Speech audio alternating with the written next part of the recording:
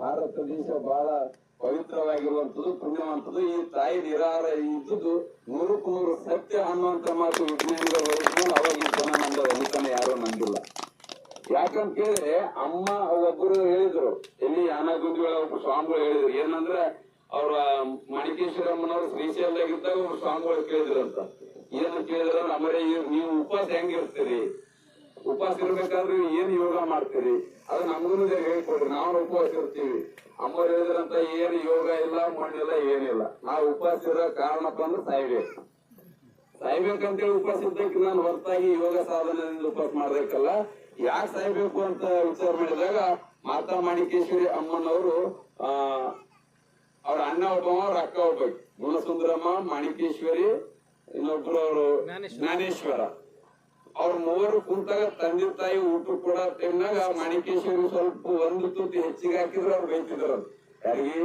ಆಶಮ್ ತಾಯಿ, ಭುಗಮ್ ತಾಯಿ ಅಬ್ಬಯ್ಯಾಗ ಅವ್ರಂತ ಮಾಣಿಕೇಶ್ವರಿ ಅವಾಗ ವಿಚಾರ ಮಾಡ್ಯಾರಂತ, ಒಂದು ತುತ್ತು ಅನ್ನಕ್ಕಾಗಿ ಇಷ್ಟೆಲ್ಲ ನಮ್ ತಂದೆ ತಾಯಿ ಬೈತಾರಲ್ಲ, ಇವತ್ತಿನ ಅನ್ನ ಊಟ ಮಾಡೋದೇ ಬೇಡ, ಸತ್ತು ಅಂತೇಳಿ ಅವತ್ತು ಅನ್ನ ನೀರು ಬಿಟ್ಟಾಕಿ ಅಮ್ಮ ಲಿಂಗೈಕ್ಯ ಆಗತ್ತಂತ ಅದು ಸೇವನೆ ಮಾಡ್ಲಿಲ್ಲ. ಅಂದ್ರೆ ಸಾಯ್ಬೇಕಂತ ಯಾವುದೇ ಒಂದ್ ಕೆಲಸ ಮಾಡ್ಬೇಕಾದ್ರೂ ಸಾಯ್ಬೇಕಂತ ಮಾಡಿರುವಂತ ಮಾಣಿಕೇಶ್ವರ ಅಮ್ಮನವರು ಆಕೆ ಸಾಯ್ಬೇಕಂತ ಹೆಂಗ ಸಾಯ್ಬೇಕಂತ ಹಂಗಂಗ ಬದುಕಿಸ್ಬೇಕಾದ್ರ ಅದು ಶಿವನ ಶಕ್ತಿನೇ ಬೇರೆ. ಯಾಕಪ್ಪ ಅಂತ ಕೇಳಿದ್ರ, ಅಮ್ಮನವ್ರಿಗೆ ಮದುವೆ ಮಾಡ್ಬೇಕಾದ್ರೂ ನಾನು ಮದುವೆ ಬೇಡ, ನಾ ಮದುವೆ ಮಾಡ್ಕೊಲ್ಲ. ಯಾಕಂದ್ರೆ ಹೆಣ್ಮಕ್ಳ ಕಷ್ಟ, ಮದುವೆ ಹೊಸದಾಗಿ ಮದುವೆಯಾಗಿ ಬಂದ ತವ್ರ ಮನೆಗೆ ಹೇಳುವಂತ ಗೋಳುಗಳು ನೋಡಿದ್ರ ಗಂಡನ ಮನೆ ನಮ್ಗೆ ಸಹಿಸಕ್ಕಾಗಲ್ಲ, ನನ್ ಮದುವೆ ಬೇಡ ಅಂದ್ರೂ ಈ ರೂಢಿ ನಿಯಮ ಒಂದಿರ್ತದ.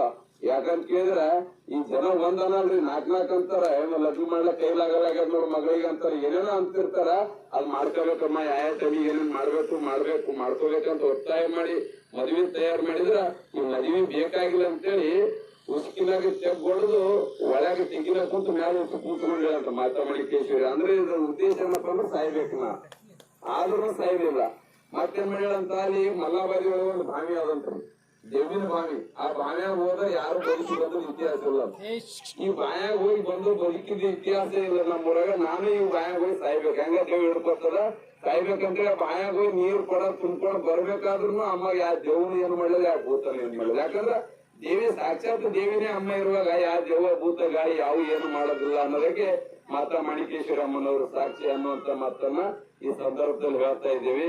ಹಾಗಾಗಿ ನಮ್ ಶ್ಯಾಮರಾಯಣ್ಣವರು, ನಮ್ ದಳಪತಿ ಸಾಹೇಬ್ರು, ಇನ್ನೂ ಹಲವಾರು, ನೀವು ಇಷ್ಟೇ ಜನ ಅಲ್ಲ, ಪ್ರತಿ ವರ್ಷ ನಾ ಮೊದಲಿಂದ ಹೇಳ್ತಾ ಇದ್ದೀನಿ, ಇಂಥ ಕಾರ್ಯಕ್ರಮ ಜನ ಸೇರೋದು ಬಹಳ ಕಷ್ಟ. ಆದ್ರೂ ನೀವು ಒಬ್ರಲ್ಲ 4 ಮಂದಿ ಹೇಳ್ರಿ, ಹೇಳ್ಕೇಸಿ ಇಂಥ ಕಾರ್ಯಕ್ರಮ ಮಾಡಂದ್ರಪ್ಪ, ವರ್ಷಿ ಒಂದು ದಿನ, ಒಂದು ರಾತ್ರಿ ಬದಿರಿ, ಒಂದು ದಿನ ಮುಂಜಾನೆ ಕಾರ್ಯಕ್ರಮ ಮಾಡಿ ಅಮೌಂಟ್ ಪ್ರಸಾದ ಮಾಡಿ ಹೋಗಮ್ರಿ. ಜನ ಸೇರ್ತ ಜನ ತಾವೆಲ್ಲರೂ ಹೇಳ್ಬೇಕು. ಯಾಕಂದ್ರೆ ಇದು ಯಾರ್ದು ಶ್ಯಾಮರಾಯಣ್ಣ ಒಬ್ಬನ ಕೆಲಸ ಅಲ್ಲ, ಇದು ಅವ್ರ ಮನೆದಲ್ಲ, ಅವ್ರ ತಂದೆ